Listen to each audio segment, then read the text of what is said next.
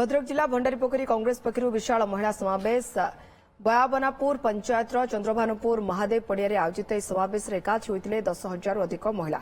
कार्यक्रम में भद्रक कांग्रेस सांसद प्रार्थी सेठी, विधायक प्रार्थी निरंजन पट्टनायक, कोरे कांग्रेस प्रार्थी बंदिता परिड़ा समेत बहु महिला नेत्री उपस्थित थे। निरंजन पट्टनायक कहते राज्य में महिला निर्यातना, अपपुष्टि, मातृ और शिशु मृत्यु हार समेत बेकारी समस्या बढ़ी। एथर महिला माने कांग्रेस को आशीर्वाद करेंगे। माँ भूली मान भितर यथेष्ट सरकार विरुद्ध मानसिक स्तर प्रतिक्रिया अच्छी। जो असंतोष से असंतोष को किपरि भाव में जो सुजोग से सुजोग को ठीक भाव में व्यवहार करेंगे से विचार कर महिला मान प्रति जो भाव अन्याय अत्याचार सारा भारत वर्ष ओडिशार से मर्मे मर्मे उपलब्धि कर उपस्थिति आज समस्त को जड़े ये दुई सरकार रहिबार कौन संभावना नहीं।